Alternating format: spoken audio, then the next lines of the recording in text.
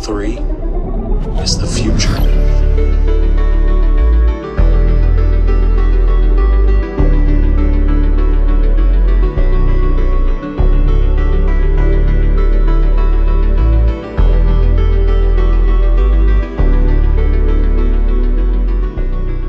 Welcome, crew, to What Are Your Three, a Channel 3 podcast where we take a member of the Channel 3 community. We discuss 3 games of their choosing, go through some honorable mentions and some other odds and ends for a nice little video game discussion.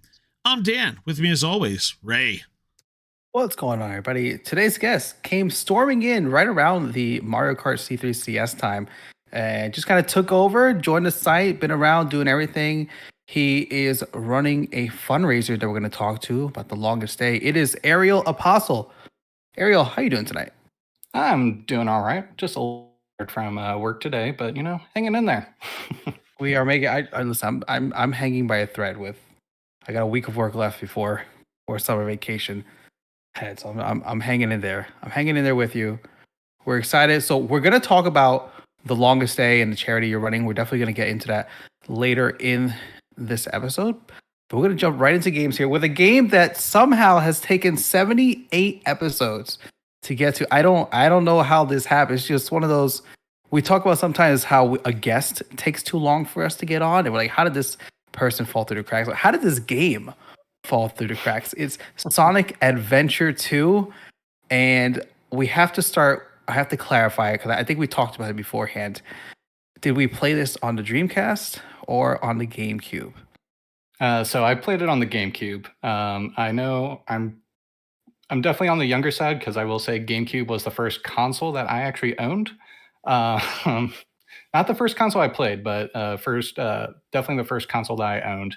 And so definitely played it on the GameCube. Didn't really have any. I did play the Dreamcast once, but never really had too much experience with that one. Cool. That's the better version. So we're gonna Adventure 2 Battle. I gotta put that in there because that was the distinction that made it GameCube. That was the one I played too. Honestly, that's probably the first Sonic game I actually played. Because I played like the classic ones later on, but I think Adventure 2, I didn't even know. Let me put it like this. I didn't understand the title of this game because I didn't know there was a Sonic Adventure. Like I didn't even realize that had all happened. This showed up by GameCube and I was like, yes, this is so cool. So let's start with this. Which level type did you prefer? Because you had the 3 options, right? It was Sonic and Shadow, kind of the more typical Sonic levels, just kind of 3D perspective. You had the Chaos Emerald Search levels, and then you kind of like then kind of the shoot 'em up levels with your giant robots, right? What was the level preference for you? I would definitely say probably the speed levels with Sonic and Shadow. Treasure hunt levels were definitely my least favorite. I could not care for them, and I definitely hated playing the hard mode for them because on the bright side, they were always in the same spot. So once you figured it out, then you were good. But it was also like incredibly hard spots that you had to go to, as well as you had to have specific gear that, like some of the gear I honestly like never found out about until I tried to do a full perfect run of the game. And so definitely preferred the speed ones. They're a lot more simpler and it feels like core Sonic. Just running around, at the speed of sound and whatnot, trying to make a City Escape reference, but I got you. Yeah. Did you Did you play any Sonic games before this one? Because I had said like this was like the first one for me. Or did you had other Sonic games, and then you came into this one? I was like, whoa, this is like a 3D experience. This is crazy. So I had played Sonic. The original Sonic the Hedgehog, I believe Sonic the Hedgehog 2, definitely played Sonic 3 and Knuckles with the little like cartridge on top thing. But that was like at my babysitter's whenever I was like really young. And so that was more of, cool, I'm going to play a few levels and okay, now it's time to go. Or cool, I played a few levels, I died, and now I'm restarting because I didn't understand the concept of cheat codes and entering the codes to advanced levels and stuff, because I guess they still had that for Sonic the Hedgehog. Didn't learn about that stuff until I had like the Sonic Mega Collection for the GameCube, and so that's actually what allowed me to figure that out when I was a little older. But so it wasn't necessarily my first one. I actually never played Sonic Adventure, but I did play Sonic Adventure 2, and that just the whole entire game. I enjoyed the story, and it kind of solidified my love for video games. Uh, with the story as well as Chow Garden and everything in between was just super fun for me, and it was also simple enough that I'm pretty sure it was one of my first games I ever completely beat as a kid. So completely beating it. Does this mean beating the kind of the 5 versions of each level, or did you like go and get A's on all of them? So For anyone that didn't know, because you would get graded. It was A, B, C, D, right. depending on how well you beat the level based on the certain stats and whatnot. So I would say when I was a kid, it was more of completely beating it by like actually beating 5 missions for each level. I never fully got the all A ranks until I was a little older. This was so like Sonic Adventure 2 was so important to me that whenever we got this was actually the first game that I popped in because my brother had spilled milk on my GameCube and it broke. And so there's like 3 or 4 years where I just didn't play video games until we got a Wii. And then as soon as we got the Wii, I was like, cool, I can finally play Sonic again. So immediately popped in my memory card, started playing Sonic Adventure 2 because I was like, cool, now I can play this. Now I can try to get all the A ranks. So I finally got all the A ranks, the secret Green Hill Zone level and everything like that. So I mean, that alone's so impressive. I remember playing it. Sonic and Shadow's kind of final level of their story, up in space, man. Getting those 5 missions. I mean, to me, those end ones just felt impossible. They were just like such a level of difficulty. How long did it take you to get A's on all of them? it definitely took some time. Honestly, like I said earlier, the main one was the treasure hunting one. I think one of them was, I think it was specifically the Rouge Labat mission on Prison Island. That one definitely gave me problems because I want to say there's at least one emerald that you have to find where you need the special like glasses. I never knew where the special glasses were, and I had completely played through the game, gotten up to that point without ever finding it. And then I realized, wait, no, I'm still missing it because this was back when they still had instruction books. And so, and it actually mentioned, hey, there's these glasses. I'm like, I've glasses in the game. I don't know where these are. Where the heck are they? And then it ended up being actually on that prison island. It's just you had to keep digging through all these different vaults to finally find it. And I was like, oh. But once I found it, it started getting a little easier to figure out, okay, this is usually the area that they would place one of these hidden springboards or anything like that.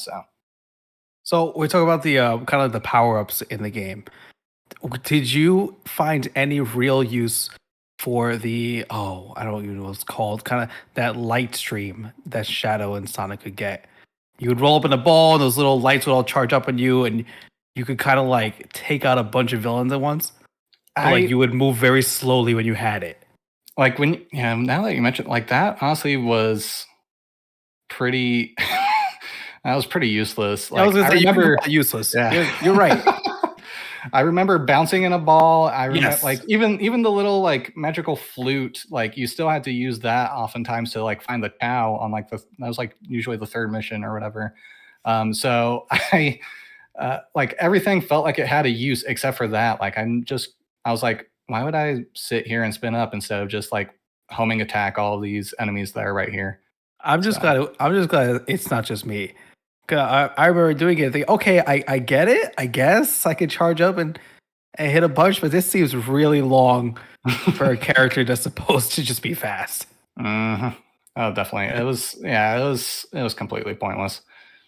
All right, let's move to the Chow Garden. Okay. How involved were you? How involved were you with Chow Garden? I got so involved that I took advantage of a ring glitch that you could do with Chow Garden. So because technically Chow Garden and the base Sonic Adventure 2 battle game had 2 separate memory slots. You could basically sell off items, and whenever you sold off items, it would go to your ring count on the base game. And so you would just get out Chow Garden, not save, and then restart. You'd have to restart the system completely, but you would restart the system, go back in, and just keep doing this cycle until you have max rings. And now it's like, cool, I can buy all these fancy shiny eggs and all these special things. I was like, I don't want to take the time to grind all these levels. Like I took all that time beating the game and getting the full 180 emblems. I don't want to go back and grind for all the rings. So would definitely take advantage of this glitch on Chow Garden because Chow Garden had a separate save file compared to the base Sonic Adventure 2 game. And so I was able to basically, once you sold items on Chow Garden, it would save the rings onto the base game, and then you could just hop out, not save the Chow Garden file, and then just keep this cycle of repeating selling the same items over and over again. And you would be able to just max out your rings in a very quick manner if you manage to get a hold of a high value item. So definitely worked out that way instead of having to grind out a bunch of like 100 ring missions and stuff like that. So You when you talk about having the 2 separate save slots, because I remember that having the Chow, as I just like to bring up the fact again that those original GameCube memory cards were 8 megabytes, and and you would save, quote unquote, so many things on a memory card. It's just how technology has come. We have this 8 megabytes. Did you have the Dark Chow Garden and the Light Chow Garden and your angels and your devils and all those? yes, I definitely had that. I had them mostly maxed out, but I actually never got to the point because I remember reading that there's like a second evolution that you can get with the Chow to get like if you have like the perfect Chow, but you have to do like certain requirements of like they have like one of each animal or something like that. It was a very like specific requirements to get like the ultra evolution. I never took the time to actually get that taken care of, but that was also because I had already won all the Chow races. I had won the Chow karate. Like I was like, I essentially beat what I needed to beat in Chow Garden. So I guess it doesn't matter too much, but I mean, I still have the save file. I can easily go back and do that, but just haven't wanted to. All right, let's check the last section here because the GameCube version, obviously, the kind of like one of the big things is that you had multiplayer, and you had the 2-player mode. Is that something? Did you play that at home at all or with friends? The multiplayer aspect. So didn't play it too much with friends. Most of the time, it was just me and my brother. And my brother is it's about 4 years younger than me, and so it was it was very much I'm playing the game and he's just fiddling with the controls, not knowing how to beat me. And with the one thing is like with the race, whenever you're racing in that battle mode, if you're ahead and you're getting all the rings, you are given so much of an advantage because you get all these special power up abilities for how much rings you have and stuff. And so it feels like reverse Mario Kart where like you're further ahead. Now you get to blue shell second place. It was a very interesting mechanic. And then of course the shoot 'em ups were they're okay. But we usually just did the races. Did you ever do the actual racing in the cars? I did not care for for those levels. Even in the multiplayer, those were just a headache. I mean, I would still beat my brother, but he wasn't too much of competition at the time.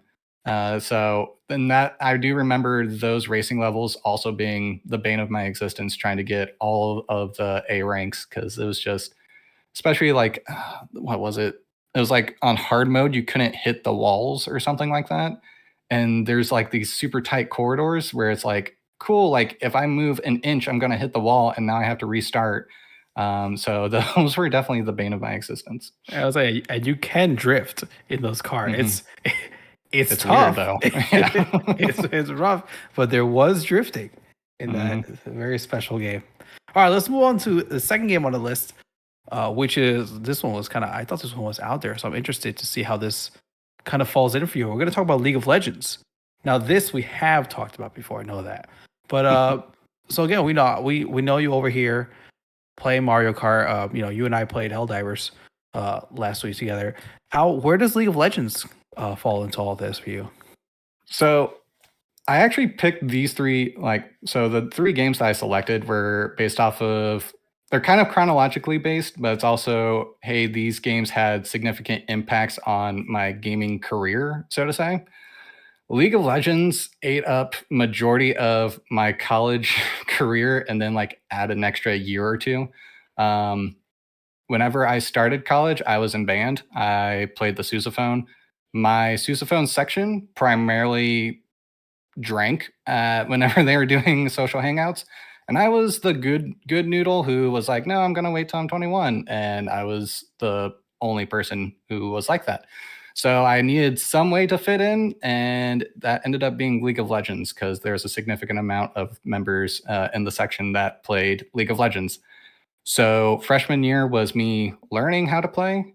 And then sophomore through senior year was me figuring out how to get to gold in that game. Throughout that time, it was generally me learning about esports in general, and slowly got into League of Legends esports, just learning about that scene. Became a Team Liquid fan and stuff.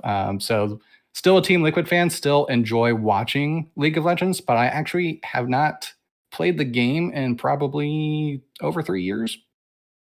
So yeah. So when you played, what would be what was a typical amount of time that you'd sit and play and then get up because you've finished playing for that time? How long would you be sitting there?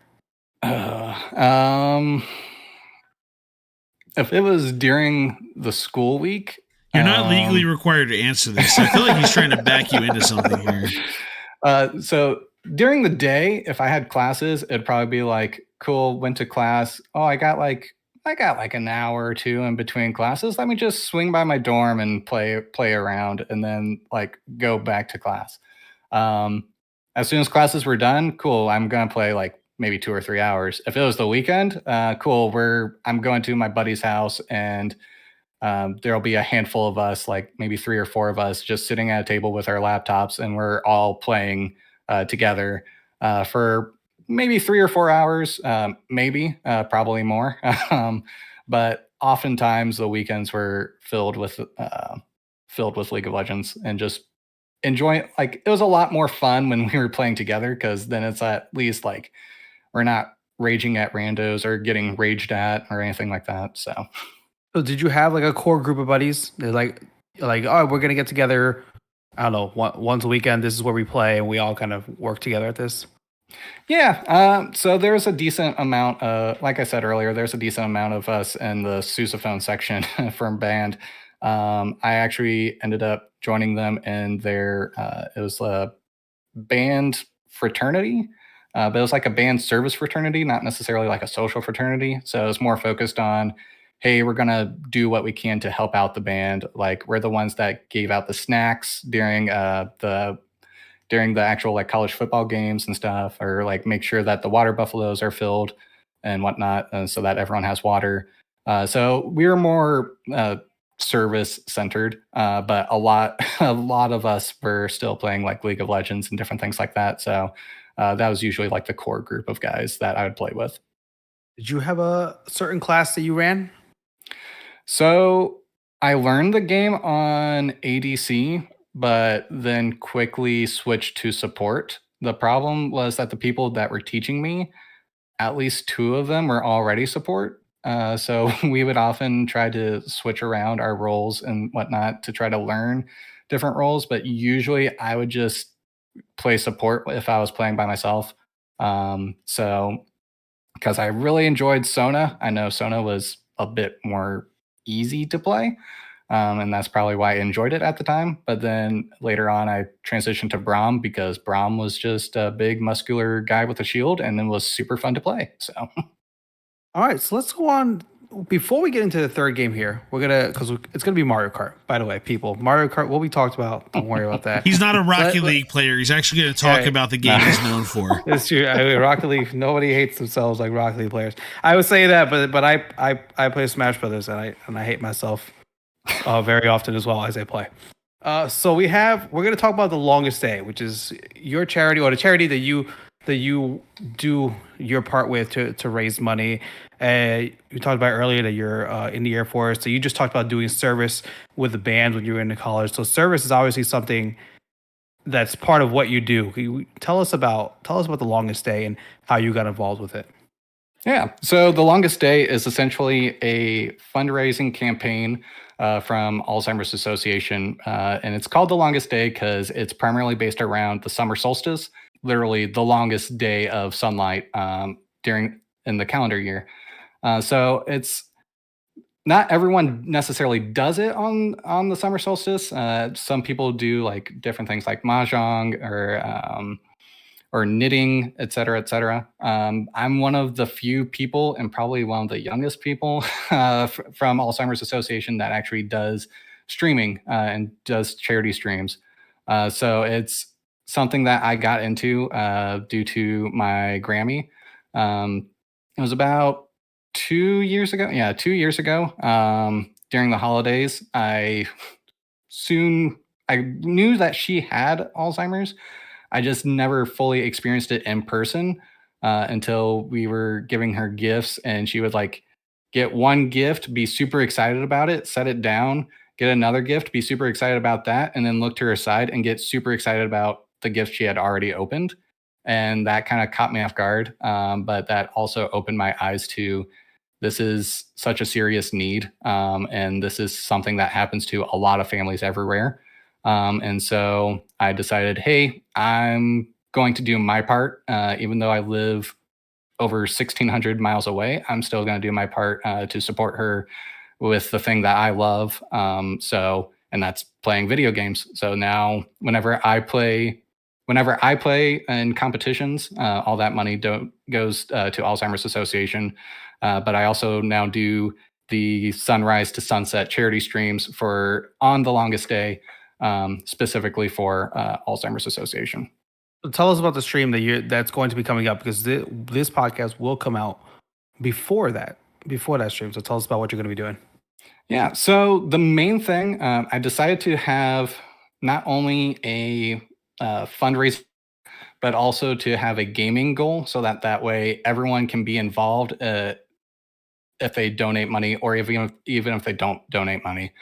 So the gaming goal is going to be playing all 96 tracks in Mario Kart in a regional lobby. I know some people who have attempted this where it's taken them well over 22 hours just to do, because we're at the liberty of the random track selection. But it's something that I was like, hey, this will be a fun challenge to do. And if we, don't make it, then we don't make it. But ultimately, the main goal is raising, I think I put it at $1,691 for the goal. And that's actually representative of how many miles away I live from my Grammy currently.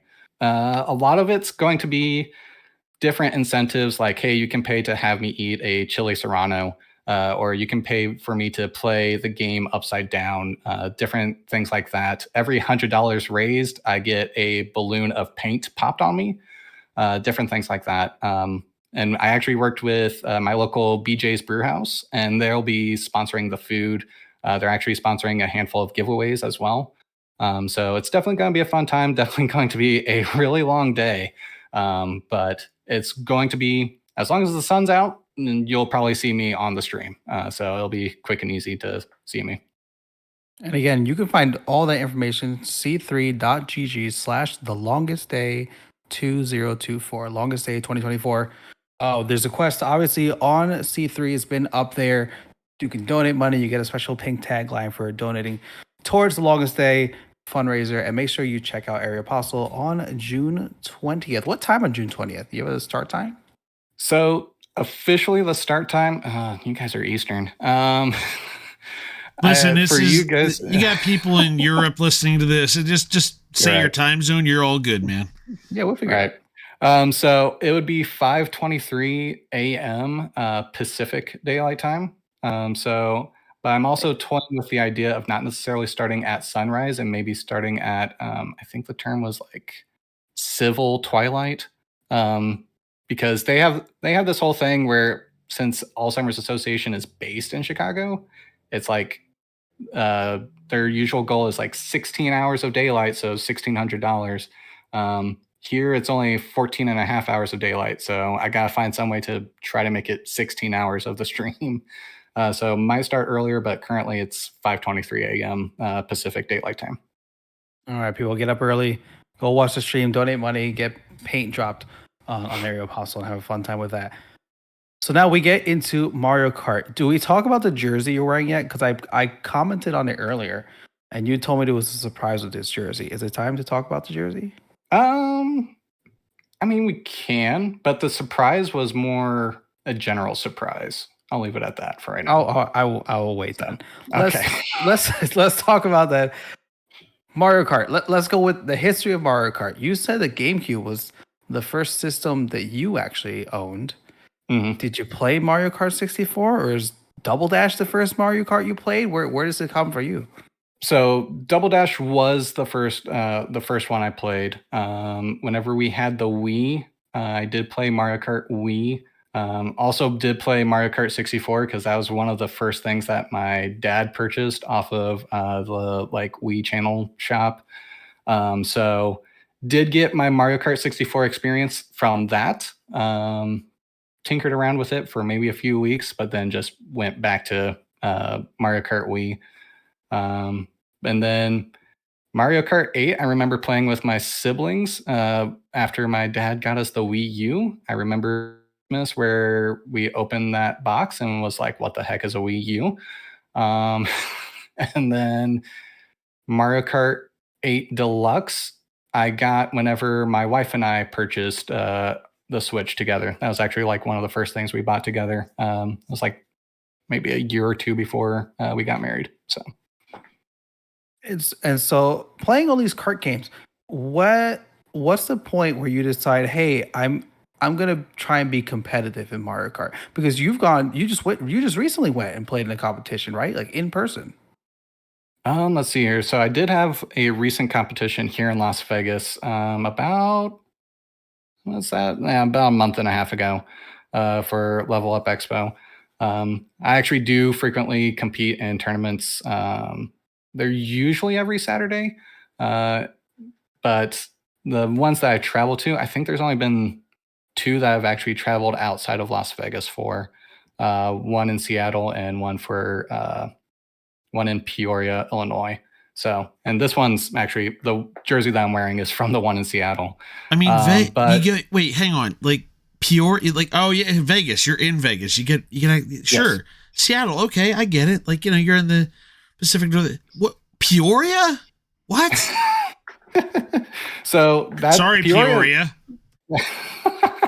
So Peoria is actually where I was born and where I spent like a lot of my early years. I do have family. I actually got to stay with my aunt and uncle in that area. That's actually where my Grammy is currently as well. So as soon as I knew that was going to be coming, I was like, I'm not going to win this now. I lose now. Dan. Yeah, I lose. That Peoria tournament was actually really special because that's been the one and only time where I've actually had family physically present there for a LAN tournament. And so they, like, for the past 2 years, actually at this point, it's been 3 years that I've been doing this. They've like known about it. They've maybe watched a stream or two. But that was the first time where they actually got to see in person, like, oh, this is what he does. And he's actually good at it and stuff. So, because got like second place overall. So, well, yeah. When did you get good at Mario Kart? I'd say about 3 years ago when I moved to Las Vegas. And what caused that? Because I feel like people play any kind of game. People play and they enjoy it and they have fun.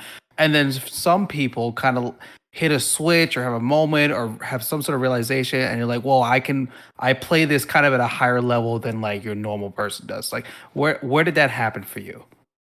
So it was something where after I graduated college, because like with Mario Kart 8 Deluxe, it was something where I was already better than my friends to the point where they immediately just wanted to play Smash. Anytime that we played on the Switch, they're like, "No, we're gonna play Smash." I was like, "But what about Mario Kart?" No, we're not playing Mario Kart with you. So it was something where I was already kind of good at Mario Kart, and then with Air Force, I moved around. I moved to Vance Air Force Base, and I was there for about a year or so. And then I ended up moving to Nellis Air Force Base. Um, and before we had moved, I had looked up, kind of just like wanted to see if there's any esports scene or anything like that. And so I looked it up, Las Vegas esports or whatever, and found out that there's the HyperX Arena at the Luxor, and that they have weekly Mario Kart tournaments and stuff. I was like, oh, okay, I'll check that out. So shortly after we moved here, I tried my hand at it, made it to semis, but quickly got my butt handed to me in semis. I was like, oh, okay. And so throughout the next few months after that, it was a lot of talking with people, getting to learn the game, actually taking the time to grind the time trials, learning the different techniques with item management, et cetera, et cetera. Um, it honestly took me from that moment, it took me like about 6 months before I actually made my first finals. But then once I made my first finals, it's like, cool, I'm making money now playing this little kids game. We're gonna keep going with this and keep trying to get better. So that was kind of how I progressed into actually being a competitive Mario Kart player. And what tell me the competitive build for you before and after the big DLC updates. Let's see here. So it's interesting because I'm an inward player and I've actually always been an inward player. Because I was actually playing Yoshi on Yoshi Bike before I realized it was cool. And then I got into competitive scene and found out that Yoshi on Yoshi Bike was actually the well, at that time it was Waluigi on pretty much anything was the meta. But Waluigi Wiggler was the thing that was dominating the meta back then. For me, I was always Yoshi on Yoshi Bike. The main thing that changed once I started competing was my tires because I had Crimson Slim tires, just because I thought they matched the bike and it looked aesthetically pleasing. And then people were like, "Hey, no, you got to switch to these little tiny wheels." And I was like, "Well, that doesn't make sense, but okay, I guess I'll go with that." And I've been stuck playing with those little tiny wheels for for ever now. But ever since then, I've been on that loadout. Even when Yoshi became more meta, thanks to the DLC changes, it's something where I was like, no, I've been playing this from the very beginning. This is how I learned the game, so I'm just gonna stick with it. Um, haven't really changed from it. Just to be, I don't want to be completely contrarian to the meta. I'm already an inward player, so it's kind of already contrarian enough for me. But so I'm sticking with Yoshi compared to the Yoshi Teddy Buggy meta players that are constantly out there. So that's kind of where I land in regards to the meta. Did you have to change anything at all when the update come? Like the way you raced, or did you feel like your character was still kind of running this the same way it was always doing it? It felt about the same. It's something where whenever I went back to time trials, I definitely it was kind of hard for me because I went back to time trials and I was doing a little bit better, but I was also doing time trials on tracks that it had been a while since I had done time trials for those tracks. Because like 3 years ago was when I initially started like my time trial grind, and then a handful of those tracks, I was like, cool, don't need to touch these again. I did my time, and then once the DLC updates came, I was like, cool, maybe I'll go back. And it's like, was I actually better thanks to the updates, or is it more because I've actually had this much time in the competitive scene and I've actually been just racing faster and I'd never actually applied it to time trials yet? And so I'm still not quite sure which one was the answer. It might be in a little bit of both, but I feel like the only thing is maybe iframes. The iframes are maybe the main thing that I've noticed, but that's very few and far in between in regards to the situations that come up with the iframes. And I'll finish with give me your favorite track to race on, and then give me the track you do not want to race on. My favorite track to race on is Paris Promenade. It is a very inward favored track, and another reason why I like it is because it was the very first track that we saw whenever the Booster Course Pass was announced. Because I remember where I was. I remember I was sitting at work.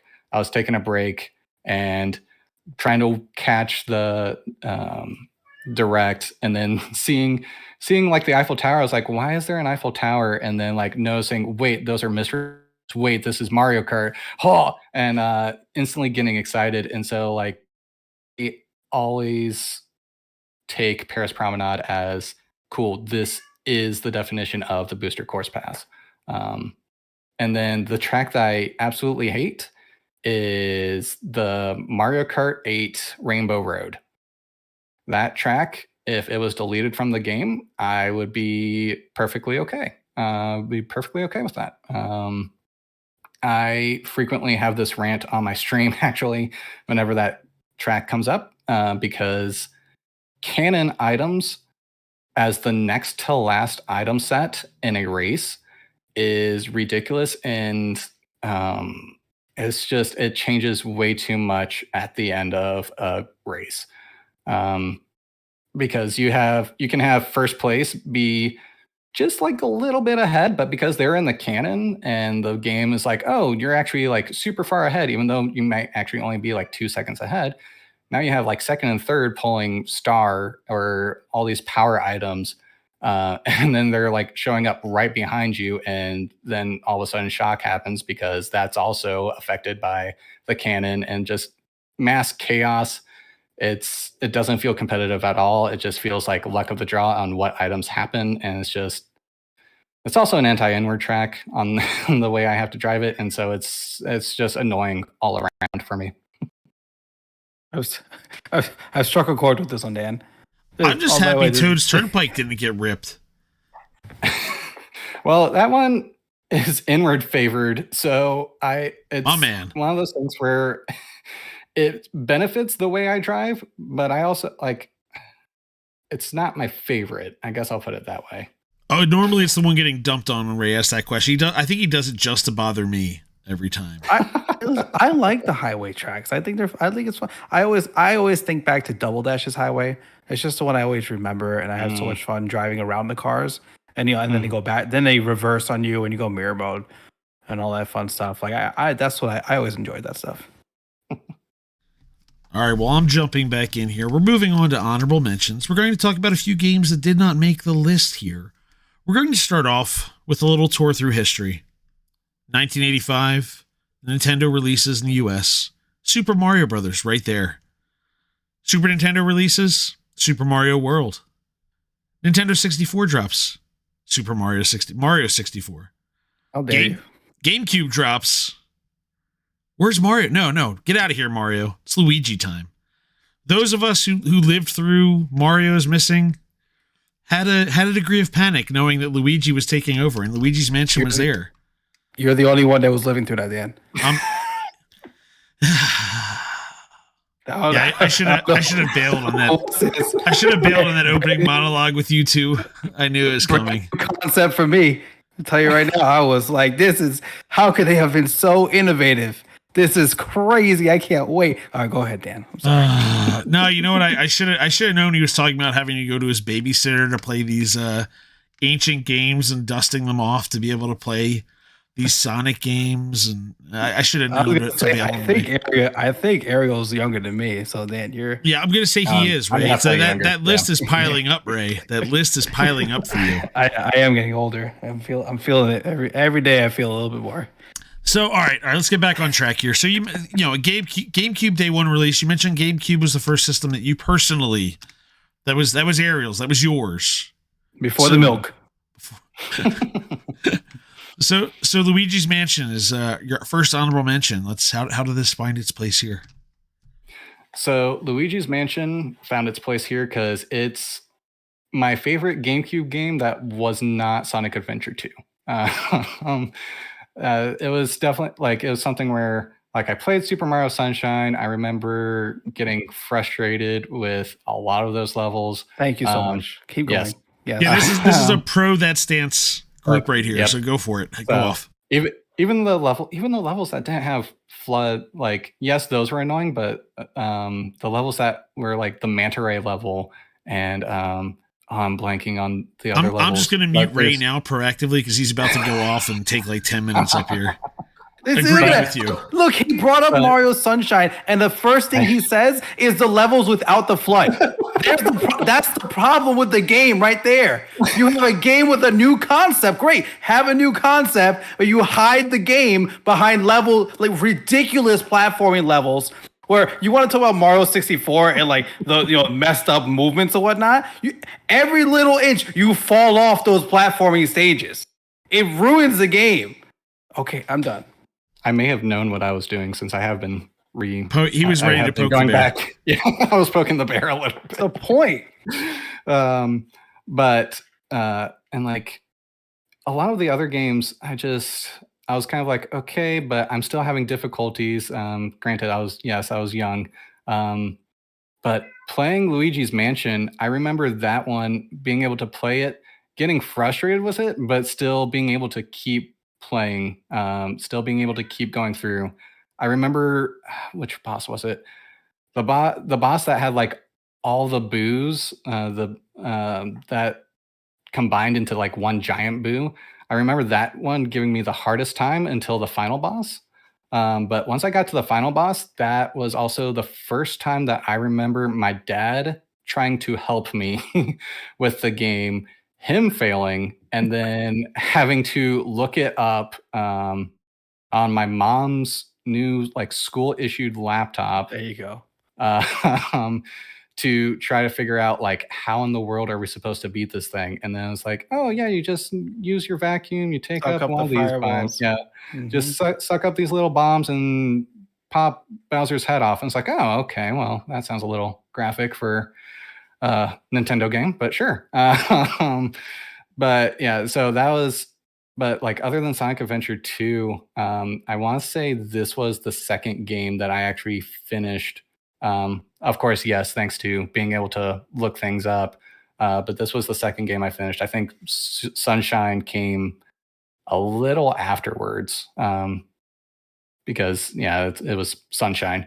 But yeah, Luigi's Mansion was definitely interesting. Plus, back then, green was my favorite color, and so I kind of preferred Luigi over Mario anyway. And so that was kind of just my thing.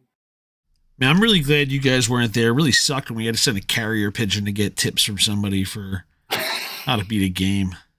I had Game Informer magazines that we used one for Banjo-Kazooie back in the day. It was a Game Informer for that one. Was this your first game you got for the GameCube? So I remember the Christmas that I got the GameCube. It was that GameCube that had the special Legend of Zelda. The promo disc with the promo disc with all the games that were on it, and then the promo for Wind Waker. Yeah, so that one, I remember I had that one. Don't look up how much that's worth now. Don't do that to yourself if you don't have it. I'm a little upset that I got rid of that disc, because I think I remember my original Sonic Adventure 2 copy got scratched up to the point where I could not play it, and I had a friend who had the game and didn't want it anymore, and I was hey, do you like Legend of Zelda? And he's sure. And so I traded that promo disc for a copy of Sonic Adventure 2. So we're gonna do you need me to delete this and scrub it from the record? No, okay, we're good. Okay, well, I'll live with my shame. That's too much effort. We didn't know. All right. Just a boy. You were getting a deal on that. So a couple questions. Have you gone back to this? Did you 100% complete it in the end? Did you like try and get every nook and cranny of this game? Yes. So I did go back. I want to say this was also during my college years where I went back into Luigi's Mansion, made sure to get all the gold paintings, all the just made sure everything was gold, got the A rank mansion at the end, like everything, just to say that I did it. Um, Whenever the Luigi's Mansion tagline came out, I was actually the first person to post on it because but I had to like boot up my Wii, make sure that I could and like have my screen capture pulled up from my Gently capture card. carry the So memory card over that the 8 megabyte memory card and make sure nothing fell apart inside. Mhm. The silicone And then, like, possibly boot it rotted. all up. Well, and like the funny thing is, I had to rebeat Bowser because I couldn't remember how the save files worked. And so I had to I spent probably an hour trying to rebeat Bowser with to get like the gold painting reward for it, just to find out like, oh wait, yeah, whenever you beat it, it just restarts the money count on the save file. Um, but like you're still able to access the gallery. And I apparently past me was smart enough to make a copy of the save file onto save file 2. It's just future me did not remember that distinction. So yeah, It only spent an it only extra- gets worse from here. Don't worry. looking forward to it. Did you play the sequels at all? I mean, obviously, we've got a Dark Moon remake coming up. So if you did not play 2, you'll get a chance to do it. But did you get into 2 or 3 at all? So I did not get into 2. I have 3, and my wife and I started playing around with it a little bit. I think we probably got close to halfway through, and then there was probably something that happened that it kind of just like fell off. We stopped playing it and just never got back around to playing it to finish it up. I'm also not necessarily a fan of 2 and 3, more because it felt like they completely abandoned the first game in terms of art style and everything, the art direction, and they're like, "Cool, we're gonna just completely change how these ghosts act and how everything interacts with each other." Like, I get that the puzzles are more fascinating and actually like have some thought into them, but it's just it didn't feel like the Luigi's Mansion that I grew up with. It felt like they changed it and then stuck with the change, and so I did not see hashtag not my Luigi's Mansion coming up in the course of this conversation, but That makes me upset. here we are. All right. Well, I'll tell you what. Let's go ahead. Let's jump from the GameCube defining the family friendliness, making sure that Nintendo stood by that, and let's go to not. Let's move on to The Last of Us, which I only assume you played recently because you're probably just old enough now to buy an M-rated game from the sounds of it, or was this? I'm sorry. I have to take some counter shot back after YouTube chuckleheads pulling this out. But anyway, that's fair. So was this a 3, a 4, a 5 remaster? Like, where did you crack this one? So this was a 4 remaster. However, this was more because I was in a Nintendo family growing up. I never had PlayStation until college, where I was able to just like buy my own PlayStation. At that point, it was the PlayStation 4. But I didn't know. Listen, he doesn't have to make any jokes. He just had to say that sentence. That's enough to take a shot at me. He just has to give the reality. Mhm. So it was a PlayStation 4 remaster. I did already know the story because I was like, oh, this game looks interesting. Let me just look up like the YouTube like cutscene video or like gameplay video so that I knew the story whenever like the first iteration on PS3 came out. But then once I had my PS4, I was like, okay, I know I really like this story. I want to play it for myself and experience it for myself. And it, like, all the story hits still landed. And it honestly, I'd say it landed even more because like now I'm actually playing through it. I'm actually experiencing it a bit more. And so that story is just so good. And hey, before we go, I have to ask, PC Master Race over there, did you play this yet? I have not played it. I'm never. Let me tell you, I'm never going to. It's not like we've talked about it enough for you that like you've lived it vicariously. Exactly. Yeah, exactly. There's some games I'm just, and it's not. I know it's just like it's not my style of game. It's amazing story and all that. I just know I'm never gonna play it. Like I'll play God of War at some point because I will get it. Like and that's because that's like my kind of game. I have Horizon that I'm gonna play at some point. I just know I'm never gonna get to Last of Us. Sorry, I apologize, Ariel. I just, it was a question that stuck for me, Mister. He's been making sure he's been sharing and posting every article about PlayStation, saying we hope that the PC ports are going to get people to come over, and him just putting a laugh emoji on every official C3 post with it. Never once did I think, oh no, I have to wait. I need a PS5 right now. But there's too many games. It's fine. I can wait. So you came in, you knew what the story was. So I have a question. My first question for you is just, how did you handle, you basically watched it as a movie on YouTube, and then you got to really break it up then with the combat and stealth missions in between. How was that breaking up in between? Was that kind of jarring for you? Did it interrupt the flow, or did it just kind of keep you getting ready to go to the next part? Let's see here. So, that's actually an interesting question. I want to say a lot of. I don't suck, Ray. That's great. So I want to say a lot of what I watched on YouTube was actually, I'm forgetting the name of the player, but it was more of like an actual like let's play style of playthrough. So I was actually kind of used to like, okay, cool. Like you have to go around these clickers, or like you have to run around and avoid this boss and stuff.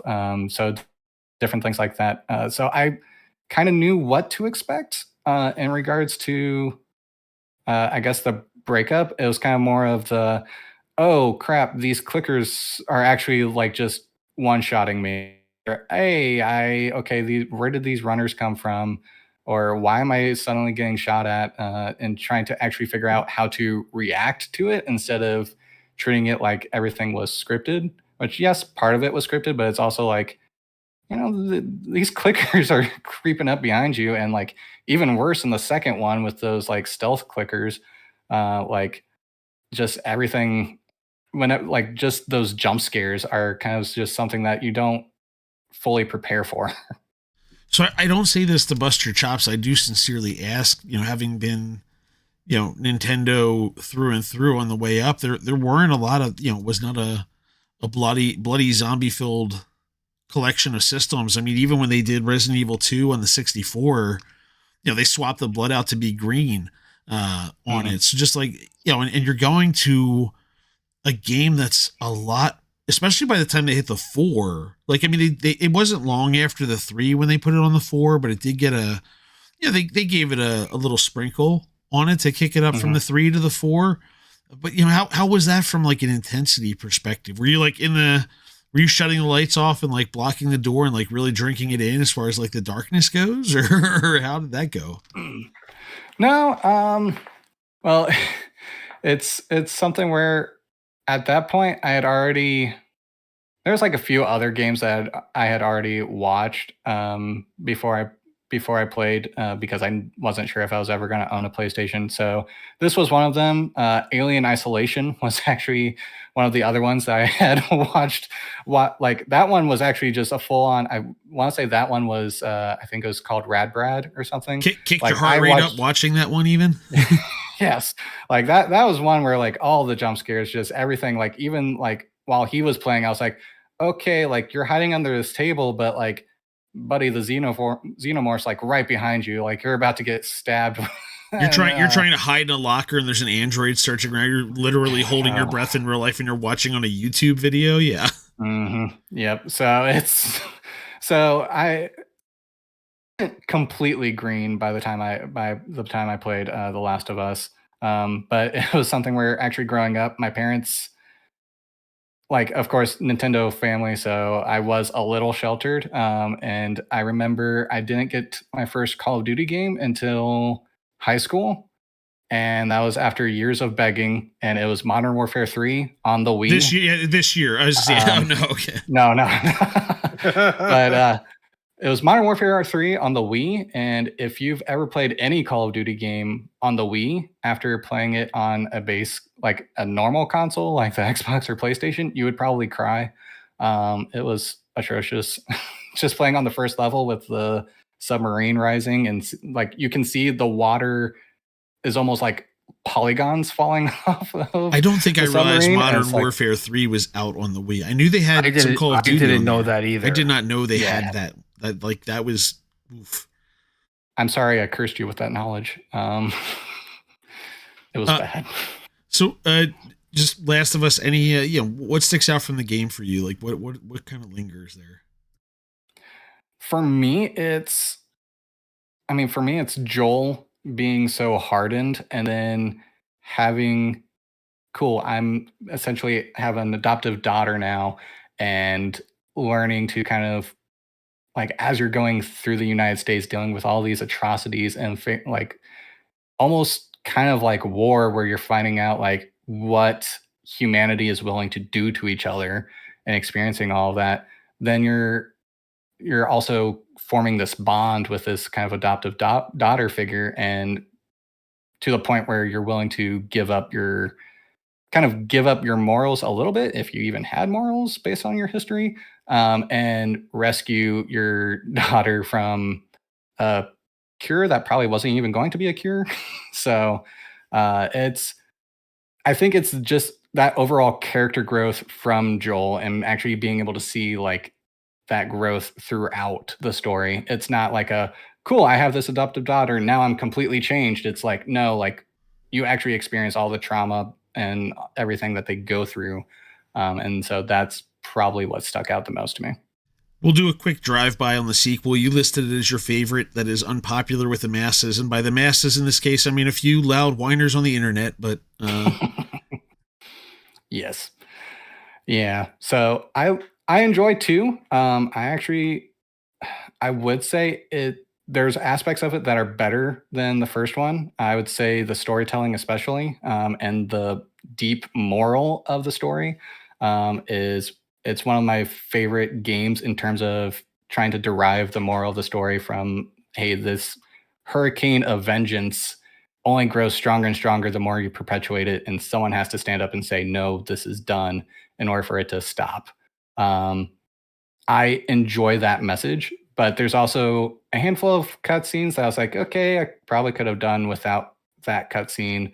There's just there's a handful of moments where I'm like, okay, I probably could have done without it, but I'm okay. Like I'm still enjoying the story overall, so I'm okay with it.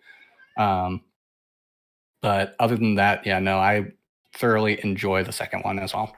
Last of Us series thoughts? Did you watch it on? Did you get to catch it on HBO? I did. I was so excited watching the first episode. And like I love the entire series, but I still remember watching the first episode and just the whole entire time fanboying about it, because there is so many moments where it's like shot for shot, everything happening the same. And like I remember with the plane crashing, like before it even crashed, I pointed out to my wife, like, hey, wait, like, yes, those planes were low, but that one looks like it's getting ready to stall out. And then like on the next frame, you start seeing it coming down because it stalled out. And it's like, and like the fake out. Your IRL life really appreciates the accuracy they put into that one. Yes. And then like even the finale, towards the end, they even are true and faithful with like a shot to shot for how the game ends with the show. And so I do also appreciate like the little additives with like Ellie's mom and different things like that we didn't get to see from the game. I thought those were nice touches as well. All right, we're going to move on to your last honorable mention. One that I will stop and take a detour, because I learned long ago in Sammy Sig's episode to pay attention to the background of what's here. Lego Clone Wars dropship, I think I see. We've got various Star Wars helmets. We've got clone troopers. We've got some Return of the Jedi. Anyway, it's all here. There's a Lego Star Wars fortress to rival Ender Phoenix's back there. We're going to talk about Star Wars Jedi Fallen Order. Your favorite Star Wars game, I think you listed? Yes, I would say it. originally it was Battlefront 2, but then Jedi Fallen Order took it over. So, All right, so let's hear about it. What took me to take over? so Jedi Fallen Order is something where whenever it released, I was a little skeptical because people were saying, "Oh, it's kind of like it's a Souls-like and different things like that." I'm like, I've never played a Souls-like in my life. I don't know what to expect of this and stuff. And then once I started playing it, seeing the story and knowing that it was like in between episodes 3 and 4, I was like, okay, I guess at that point, that part of the story had not been explored too much yet. And so being able to go through that story and be like, oh, cool, he forgot his force abilities because of because of Order 66. Gotcha. And being able to learn more about that, and then learning the the parry ability and like actually getting the parry timing down, finding all these bosses, and cool. Now there's like all these other stories. You have this hologram Jedi that you're trying to like do quests for, different things like that. And like now you're gaining a crew, you're learning all about all these other people, you're going to these planets. And it's something where the actor did a great job. Is it Cameron Montague? Monahan, I think it is. Yeah. Monahan, yeah. Like he did a great job, and he was also like very present with a lot of the press conferences and stuff. So I really enjoyed him. But overall, just the story and seeing the Clone Wars stuff getting tied into it, since Clone Wars is definitely like my favorite era of Star Wars. Seeing the Clone Wars stuff, seeing like getting all those flashbacks of his relationship with the clones, with his master and stuff, and then seeing Order 66 happen from their perspective was honestly like, yes, it's a sad story and it's a tragic, but it's also like it was super fun and exciting to see from that perspective, because that's one of the few times that I want to say that might be the only time where you actually play as someone trying to survive Order 66. So that was like overall, it was my first Souls like, and actually, or yeah, Souls like, and it actually got me into Elden Ring, funnily enough. But yeah, that's pretty much my experience with Fallen Order. Where does BD1 again? Lego mounted BD1 behind you. Where does BD1 rank in the droid rankings? I would say R2D2 is definitely still the GOAT. I would almost put BD1 above C3PO, actually. I don't care too, like BB-8's okay, but I'd still put BD1 over BB-8. K2SO, I think, from Rogue One is yeah, up there. That's where... he's definitely, I would say it's definitely, I have to stand by Alan Tudyk. Yeah, I'd stand by Alan Tudyk and put K2SO as number 2. I'd probably put BD1 as 3. Makes the top 3. It's the important part. How much of the collectathon did you participate in with this game? Oh, I 100%ed it within 2 weeks. Wow, well done. This was the one that made me give up on the collectathon. So that's impressive. That's not easy in this game. No, it's not. But this was a game where like once I got it going, I was like, okay, I'm thoroughly engaged, and now I just have to do everything. I want to say this was one of the first platinums that I have on the PlayStation. So, will we see? You mentioned Cameron Monaghan engaged, thoroughly engaged with the game, the life all around it. They scanned him. He's acting everything out. Will we see it cross over at some point? I feel like they did it on purpose. Oh, I really hope so. I mean, I know it's also hard to tell though, because I enjoyed that in the Kenobi series, they kind of like did a nod to Fallen Order, because they're like, hey, here's this Inquisitorius that like you already saw in a video game, but now you're seeing it in traditional like TV media. It's hard to tell though, because of the way that they do the story in the game. If anything, like maybe Ahsoka you would pop up in, but I don't see it happening in something pre-Ahsoka, because a lot of it's more of, cool, here's my crew. Oh, we're going to go save the younglings. Yeah, JK. Or hey, we're going to go to this planet. JK.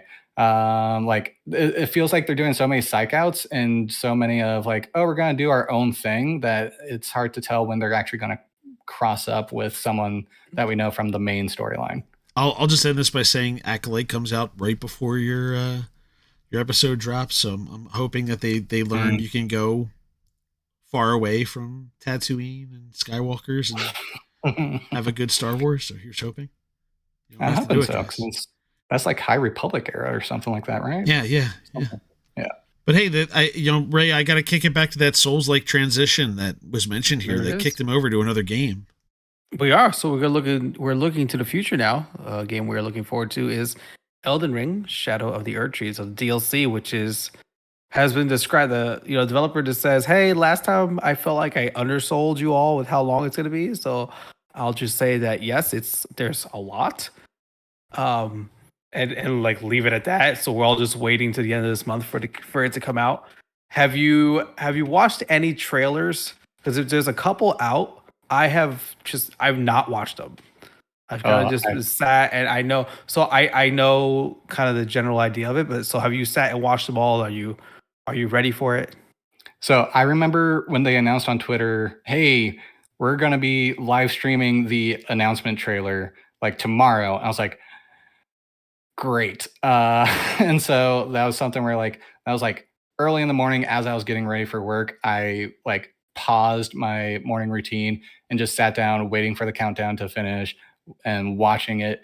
And like being like, oh, cool. There's there's melee now apparently, and different things like that. Like now you get to kick enemies. All these interesting enemies that were popping up. These boss fights that like look gorgeous and amazing, but it's also like, so how does this player fit in? How does this guy fit in? And then the story trailer that I think they released just last week, Right. that one, Elden Ring does a really good job of answering one question and leaving you with 10 other questions.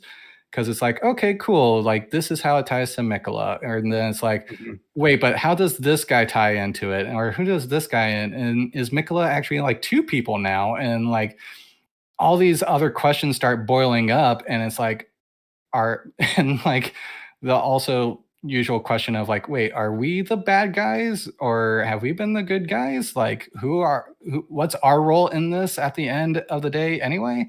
Like that ends up getting tossed around again. And it's like, okay, I still am very confused on what's going on. And so it's overall still looks really awesome. Some of those boss fights I'm looking forward to going up against. And so definitely excited for this DLC. Is your current game file prepared to enter the DLC right away, or do you need to finish up your current run to be able to get in? Because you have to beat Radon, right? And oh gosh, I'm Moog. I'm not pronouncing his name. Yep. Moog. There we go. You have to have those two defeated to enter the DLC. So, are you ready for it, or do you have to play some to get there?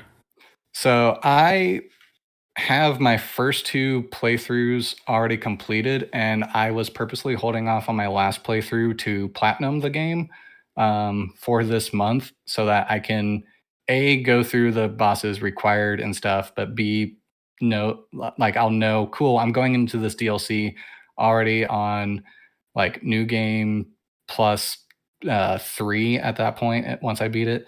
So I'll already have a platinum. I know that I'll be a decent level. I feel like I've seen a handful of rumors where it's like, hey, don't get like too leveled up, or like that might ruin your experience of the game and whatnot. And so like I'm not focused on like getting extremely leveled, but I definitely do want to make sure like I can say, yes, I have the platinum on the game, and like I'll be able to go into this confidently knowing like, cool, I'm not going into this cold. I've actually warmed up throughout the month to know that, remember how to actually dodge and how to get the timings down and stuff like that. So I'm on the same place. I had started a new game plus a while back, and then they announced DLC, and they said, okay, I'm gonna wait. Like my new game plus will be pretty easy because I was pretty leveled up when I finished the game. So I was like, yeah, I'll run through this. I read that they're basically telling you like, we don't care what level you're on. We're gonna like create this alternate system. So whenever you're in DLC land, like you it's still gonna suck. So you can have you still get your enjoyment out of it no matter what. So you don't have not to worry about it. Any anything else you're really excited for? Are you excited to kind of to be in that realm again in this whole Souls like area? Yeah, I would say so. I still haven't gone back and played a lot of the other FromSoft games. This was Elden Ring was my first actual FromSoft game, so actually having to deal with that difficulty, and figuring it out, learning the ropes. Um, but it's something where like once you're leveled up enough that you can actually go through and experience the world, like there's so much to experience. One of my friends says it best, like you can go and think that you've explored everything in there and then like boot up a new game and be like, oh wait, what's this cave? Or like, hey, wait, I don't remember seeing this before. And so it feels like there's always something new to explore and discover, and now we're adding such a like what's reported to be such a large area in this DLC that's like cool. Now there's going to be even more stuff where you can go around, explore, and find out new things just to play it all over again and be like, oh, wait, I discovered something new again. And so the replayability aspect of the game definitely makes it where I'm looking forward to going back in and exploring the lands between and the land of shadows. So. All right, on to a question from the history books from Channel 3. We pick for you to discuss here.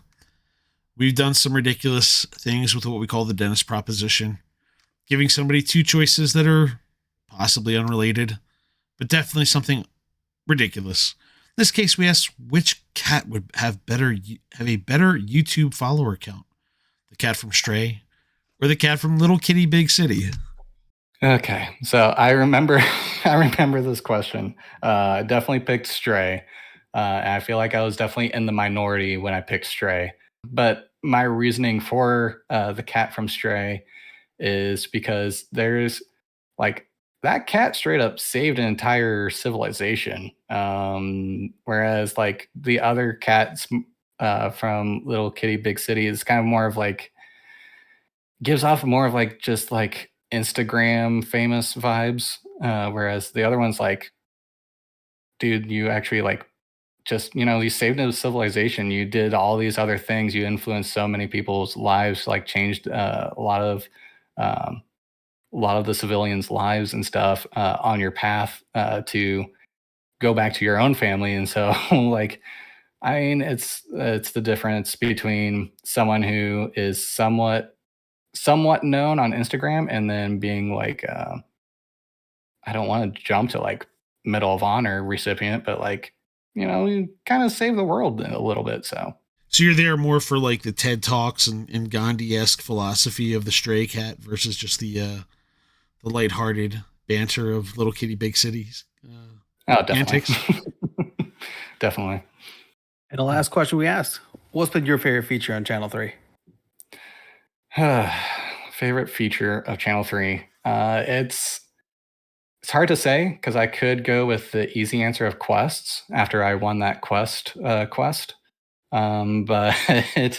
I would say it's a little bit of a toss up between the quest and this podcast, more so because both of those I feel like are tools to get to know the community better.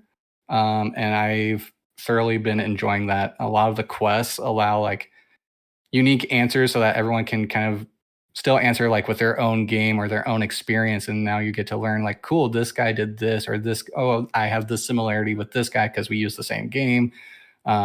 Whereas with the podcast, it's kind of more of like a personal deep dive, person's like top 3 or usually top 3 games, and getting to hear their experiences with their games and why they enjoy gaming.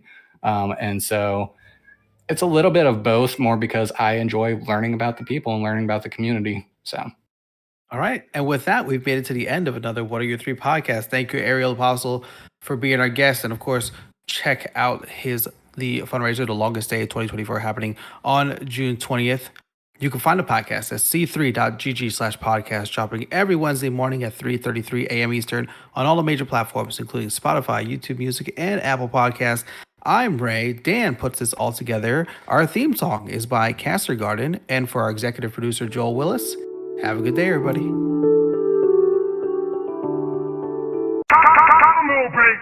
And that's it. It's done. Cool. All right. So. Oh no! Oh, he saved it. He yeah. wanted a post. Look at this. He did. Wanted a post. Oh Jesus! You know what? No, there's no post credit. This is just disappearing. There it is. This is just the Cowboys. I've been done dirty through this entire episode. He's been wearing a Cowboys jersey. The famous Peoria, Illinois Cowboys football team. Yeah, that's yep. Because I know you're a Giants fan and you're an Eagles fan. So this is you know what? Might as well bust it out. Have the NFC East rivalry here. So. Yeah. Oh my God! I forgot to hit record on this episode. Oh, what a shame. Well, you were. Oh God! Any Commanders? Any Washington Commanders fans? We have. I keep forgetting they have a name again. Wait, isn't it Frizz? I'm pretty sure Frizz. At least at one they're point, around. There's a few of them. You're a fan of the Washington football team? Frizz is Frizz Buffalo? I thought. I feel like Frizz was Buffalo. Frizz might be. I remember bringing it up at one point on his stream, and he said, I want to say he said something about the Commanders and like at least being a fan of them at one point. But Frizz is with Mick, isn't he? Aren't Frizz and Mick together? Maybe. And they're in Georgia. Well, Mickey's in Georgia. I know that. Yeah, but Georgia only has college football teams. They don't have NFL teams. At least, again, if you ask anybody down there, that's their response. South Carolina actually does not have any professional teams. Yeah. So. You'd fool people in Georgia if you told them they did. They couldn't tell you. Should have stayed the Washington football team. Yeah. That's what should have had. Liz, you want to change the name? Whatever. I don't care. Change your name. You should have left it as a Washington football team. That would have commanded. What are you commanding? You're not commanding anything. Nothing's being commanded. It's better than the Cleveland Guardians. Cleveland Guardians.